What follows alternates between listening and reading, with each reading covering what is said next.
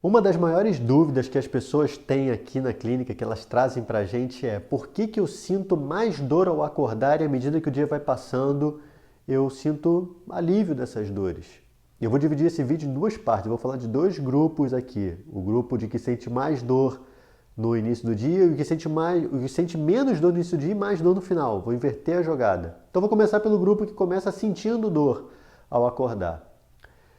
A gente se movimenta muito durante o dia e pouquíssimo à noite. Isso é bem óbvio de se observar, não precisa de grandes análises. Ainda que a gente se movimente um pouquinho durante o sono, troca de posição não é a mesma coisa que a gente faz durante o dia. Então, pacientes que estão experimentando ou passando por um processo de artrose, já de moderado para severo, muita rigidez articular, menos movimento pode trazer mais sensação de rigidez e mais dor, mais sensação de dor.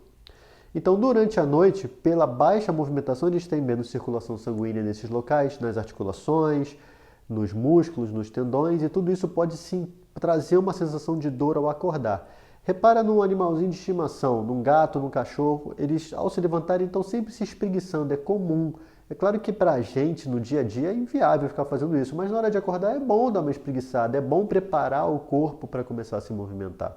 Quando a gente acorda no susto é muito pior, né? Quando perde a hora, o despertador não tocou e tem que levantar correndo, o movimento está difícil. A gente fica até um pouco mais desequilibrado. É como se o nosso corpo ainda não estivesse pronto para fazer as atividades que a gente está impondo.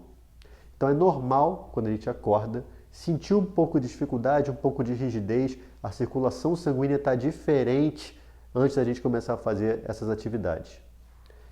Por outro lado, existe o segundo grupo de pessoas que sentem menos dor ao acordar e à medida que o dia vai passando, a dor vai começando a ficar mais presente, mais chata e perturbando, até que ela vai dormir e ela volta a experimentar uma baixa desse índice de dor. Essas são pessoas que estão mais voltadas para doenças inflamatórias agudas, como por exemplo uma tendinite, uma bursite, né? Falando aqui só da área da fisioterapia. Muito bem. Por que isso acontece?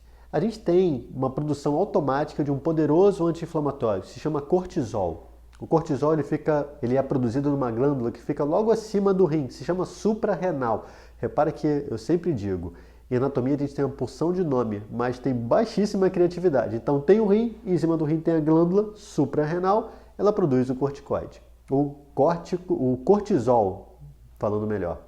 Então esse cortisol ele vai ser produzido mais ou menos na metade da madrugada, lá para o finalzinho, 4 da manhã, vai ter um pico de produção por volta das 6 e depois ao longo da manhã ele vai decaindo de novo. Quando chega de noite ele já está com um nível bem baixo. Ele é anti-inflamatório. Então, para pessoas que estão passando por quadros inflamatórios, ele vai ter um benefício em relação a reparo tecidual, a diminuir a inflamação local. Então a gente pode pensar, então essa é a chave do sucesso. É só arrumar um jeito de eu manter meu cortisol elevado o dia inteiro que meus problemas estão resolvidos. Mais ou menos. Bem para menos, na verdade. Existe uma classe de remédios anti-inflamatórios muito potentes, muito fortes, chamam justamente os corticosteroides, ou corticoides, como a gente costuma falar mais facilmente, encontrar mais facilmente. Só que são remédios que se a gente tomar durante muito tempo, por mais de 15 dias, por exemplo, eles começam a trazer efeitos deletérios para o nosso corpo. Ele vai estimular a produção de cortisol também. E cortisol, como eu disse, é um hormônio, a gente produz ele. E qualquer hormônio em excesso também tem problema, também traz problema. No caso do cortisol e do corticoide tomado por um longo prazo, a gente vai ter aumento de acúmulo de gordura corporal, fragilidade de pele, queda de cabelo, perda de massa muscular, perda de massa óssea, ou seja, vários efeitos negativos e que ninguém quer experimentar. Se esses efeitos começam a aparecer, a gente já começa a ficar preocupado com a gente mesmo, né? Queda de cabelo, então, eu tenho muita. Eu não quero que meu cabelo caia mais do que ele já está caindo. Por outro lado, se a gente começa a tomar, então, excesso de medicação, excesso de corticoide, a gente sabe que vai ter problema. E se tiver queda de cortisol, também traz problema. Não significa, então, que o cortisol tem que estar baixinho. Se eu não tenho nenhuma doença inflamatória, eu vou fazer o contrário. Eu vou dar um jeito de regular meu cortisol para baixo para eu não ter queda de cabelo e ficar tudo bem. Mais ou menos também. Porque a queda do hormônio também vai trazer problemas como sensação de fadiga, dificuldade de concentração e do aprendizado. Também pode trazer quadros de depressão, ou seja, fatores mais emocionais, mais voltados para a concentração. Então, não necessariamente a perda de um hormônio, ou a baixa dele, vamos colocar assim, vai trazer resultados interessantes para aquela pessoa. Todo hormônio, seja ele qual for, ele tem que ser avaliado junto com um médico especialista para que esse índice seja monitorado. Ninguém deveria sair tomando qualquer hormônio. A gente vê muito isso, especialmente na parte de fortalecimento muscular, com testosterona, por exemplo, que vai trazer vários efeitos e também tem efeitos deletérios pelo excesso. Queda de cabelo é uma delas, não tomo testosterona justamente para não ter mais queda de cabelo, não só por isso, mas porque é um hormônio e a gente já produz esse hormônio.